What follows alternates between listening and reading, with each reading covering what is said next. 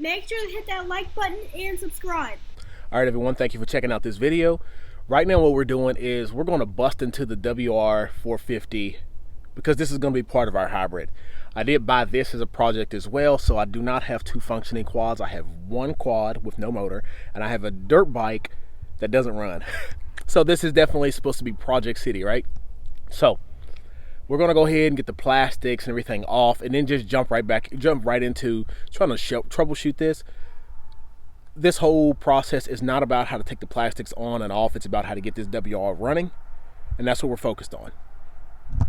All right, everyone, we're starting to go ahead and take the WR apart. I didn't want to bore you all with removal of the plastics and things like that because we know that this is not what this video is all about. Plastics removed, seat removed, tank removed, carburetor and things still present. So what I saw before was whenever I would kick over the kicker, you could hear the starter turning. So I'm assuming the one-way bearing is out. I just wanted to confirm that now. What I'm going to go ahead and do is kick over the kicker so you all see what I mean and how it's not doing that. And it's got plenty of compression. So I took out the one gear here that's in the starter. I'm wanting to say this is just like an idle gear. So this isn't the one that's the problem typically.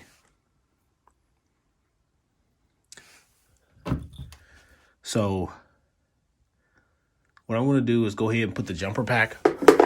This first day opening, I just want to see if I can get this narrowed down a little bit to a couple things so I can know what to order and what to be looking at as price-wise.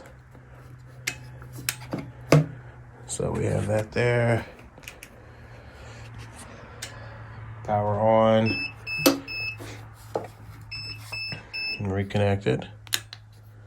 All right, power on and the clutch and start. So I went ahead and put a zip tie on the clutch lever. It looks like these are fat bars because they're a lot bigger here, so they come on the end. But I'm gonna see if this starter is gonna turn over with this start button.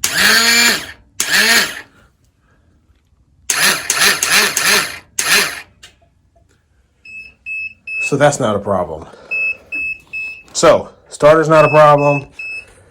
And we're gonna get this stator case side off and take a look at this, see what's going on underneath there. So we're gonna start taking these stator side cover bolts off. The first thing we're gonna do is move the stand and actually get the oil out of this machine.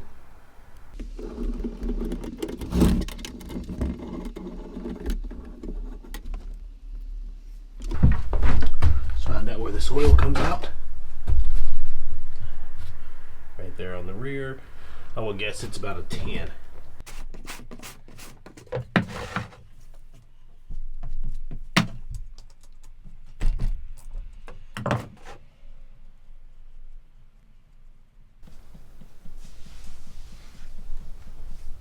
Already the oil is being drained all out, barely dripping. The lever is loose. We're gonna go get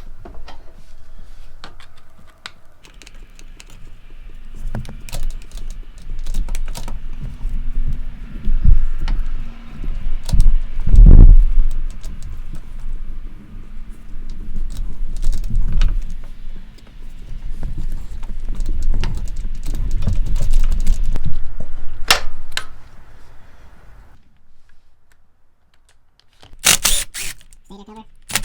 Oh, come on.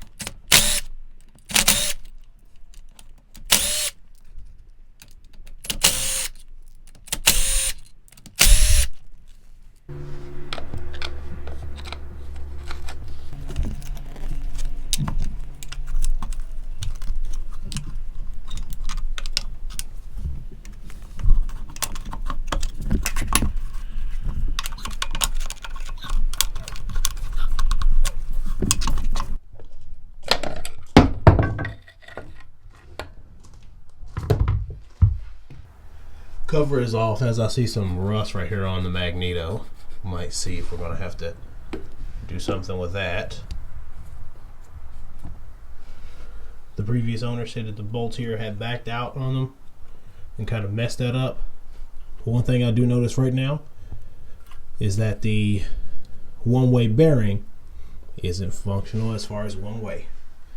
So I know that's going to be one of the issues. I might just see if I can find this whole setup here used online, and let's go ahead and get that taken off in a minute. So here we are back on in front of the stator. We have taken the gasket off that was there. It looks like the stator they have in there is new. Hoping and praying that it's a good one. And I'm going to go ahead and see if we can get this center bolt and things off.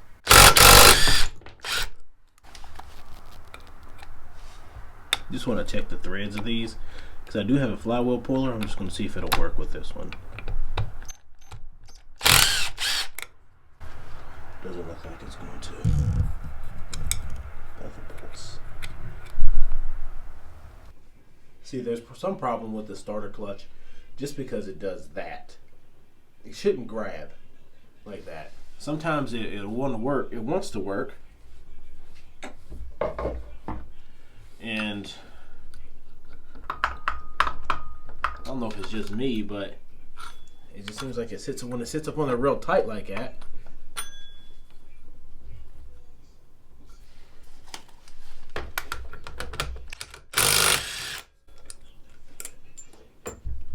Now I just had this off here, so it shouldn't be on there too hard.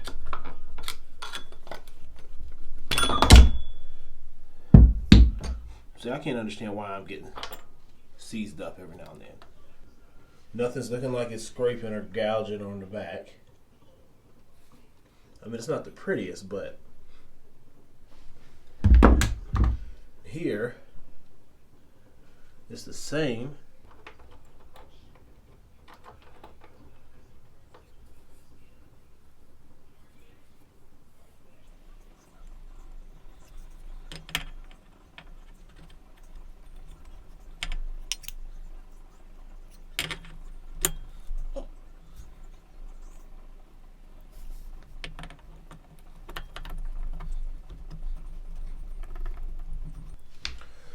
So here we are. Let's run it down again.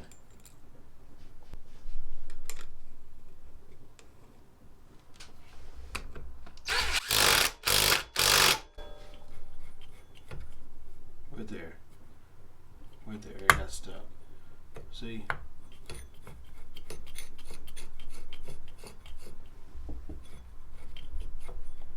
But see right there, it's hitting. As long as we're here, why is it hitting something? Something's not right.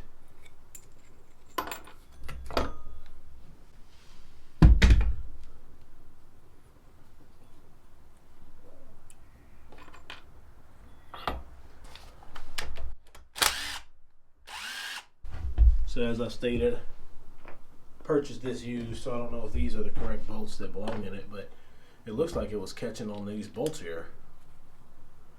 So I'm going to run it down with some smaller ones that aren't.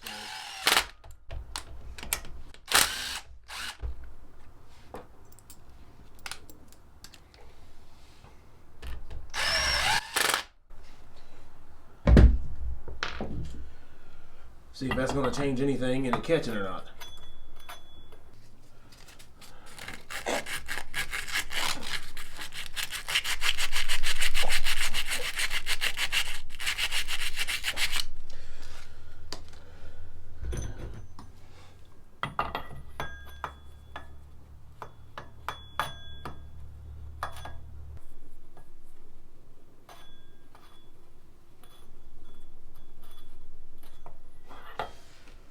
You buy these things like this and you don't know who's worked on them before, you can always run into some issues. So we're going to see if I can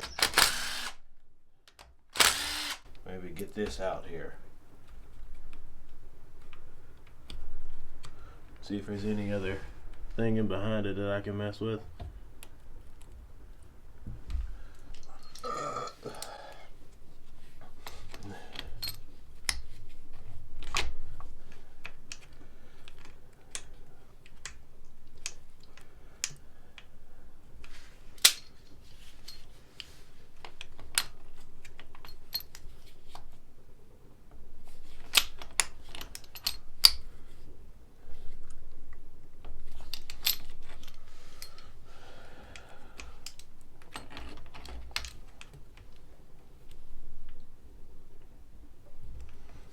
Alright, so we're going to button this video all up. What we've done was take off the flywheel, check out the starter clutch.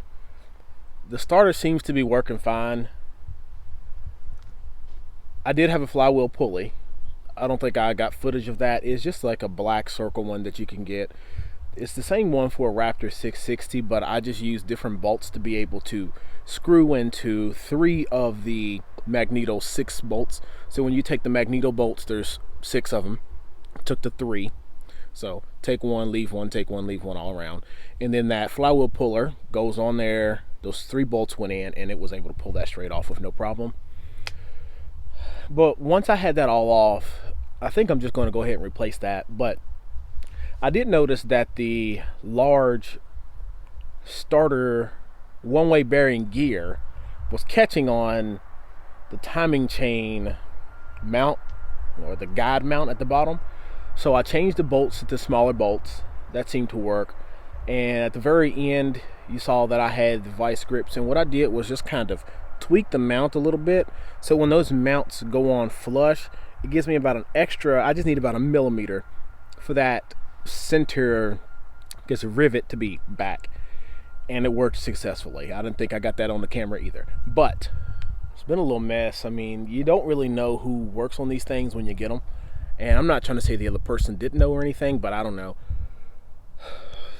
I think I'm going to go ahead and replace the magneto. It's got rust on it. And what I did notice is that the stator is aftermarket. When you look at those rubber grommets that kind of seal it, the OEM ones have the exact amount of holes for the exact amount of wires that's coming through. So 2 wires for the pickup and 2 wires for the stator. So 4, and they're all filled. The aftermarket ones tend to have extra holes for other wires because they're just a cheaper part that's been used for multiple different machines. So it looks like that stator, that magneto, had been sitting in that top position, and right above it, as far as being washed or being outside, water's just leaked down through those little holes and rusted it. So I'm hoping we get spark with this, and it's something that I'm able to fill these holes and not have any issues. But magneto's going to be on the way. And I'm going to see if I can find one off eBay that has the magneto and a couple other parts. But we'll get to that in the next video. Alright, everyone. Make sure to hit that like button and subscribe. This is the end.